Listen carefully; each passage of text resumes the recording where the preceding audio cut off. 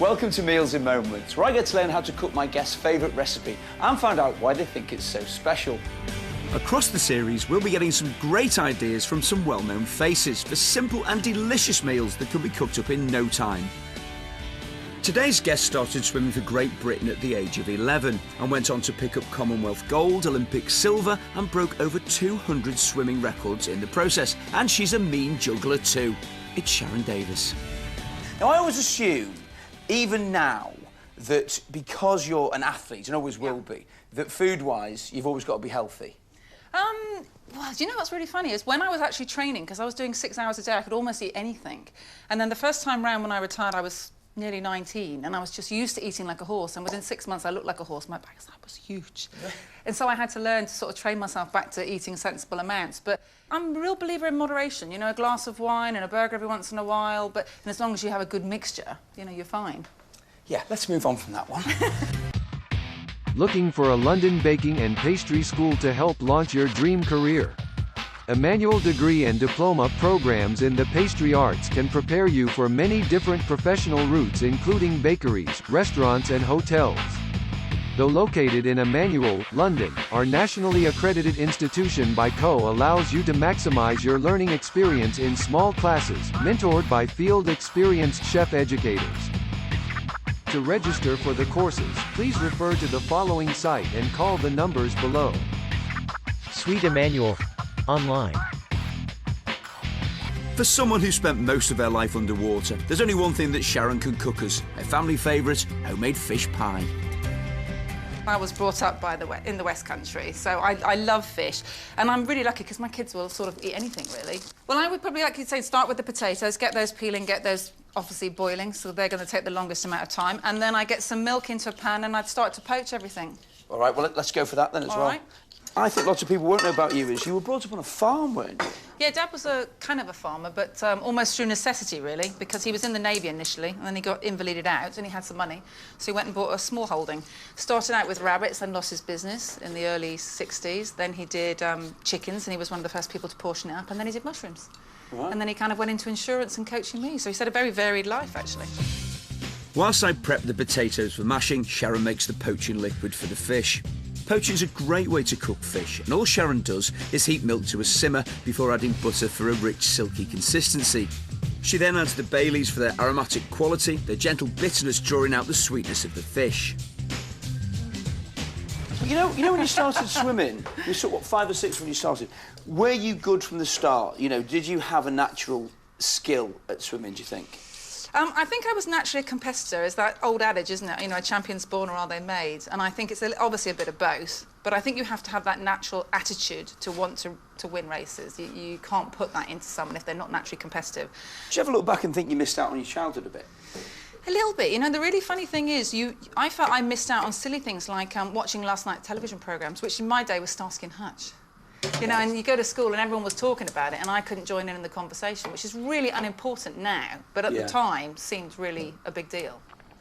As the potatoes boil, we lower the haddock into the poaching liquid.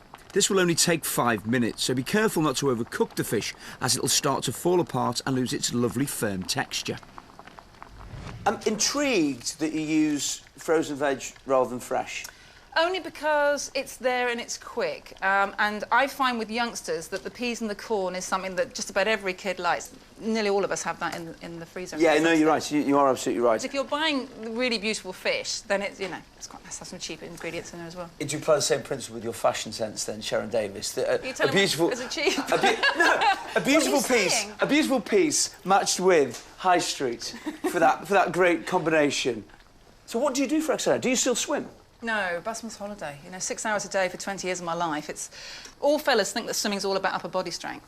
And in fact, it's not. You've got to turn the legs on. The legs is the engine, like on a boat. And if you don't turn the legs on, then the body's in the wrong position and you don't go anywhere.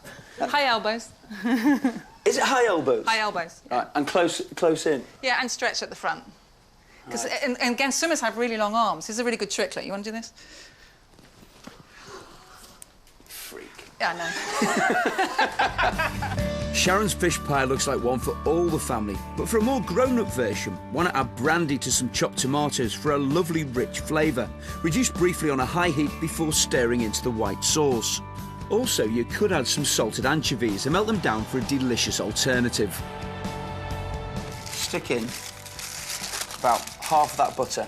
All right. In the pan for me. We'll make a proper white sauce, which is dead easy to do. And kind of once you've done it, then I wouldn't say you'll never go back, but it's just kind of quite. All right, now this is starting to bubble nicely. It's foaming up, and basically what you want is more or less equal quantities of butter and flour. So you're doing exactly right. And what we do now is we add this a little at a time. You can work quite quickly now, as this beautiful fishy poaching liquor goes in. Give that a good old whisk. See, beautiful. It's coming nice and smooth now. And a little at a time, we put the milk in. So what would you do now with your jar of white sauce? What would you do now? Stick in what your veg and the rest of your fish? Yeah, I'd really just put everything in. I'd make sure that that's all sort of flaked up. If there was any skin on it, the skin would have to come off because the kids don't like the skin on their fish. That's for sure. You know, the other thing that I've found, and obviously you've got kids, so you probably the same. But if they get involved in the cooking, they're much more likely to eat the food. Yeah. And you put the scallops and the prawns in at this point as well, Yeah, and I would Sharon? probably chop them a little bit. OK. Just so that, again, they're sort of bite size. In go the scallops. In go the prawns. And what about your veg? Does that go in at this point as well? Yeah, because if it's frozen, I think it needs a little bit longer probably to defrost as well. So the earlier it goes in, the better. Just adds a bit of colour too, doesn't it? Love peas. Frozen peas for me is something that you have to have. Every single house. We need to do our mash. My kids just love to mash potatoes and things. So Yeah. it's a way that they can kind of be involved, really. OK, drain off those fellas. So do something chefy for me with this garlic, because, you know, I want to be impressed now. Just go like that. Just splat I thought you said you liked this dress. While Sharon mashed the potatoes with the garlic, I start to assemble the fish pie ready for baking. Simply spoon the delicious haddock, prawns and scallops in white sauce into a couple of baking dishes and grate in a good hunk of cheddar cheese. Add on the creamy mashed potatoes and more cheese, then top off with breadcrumbs.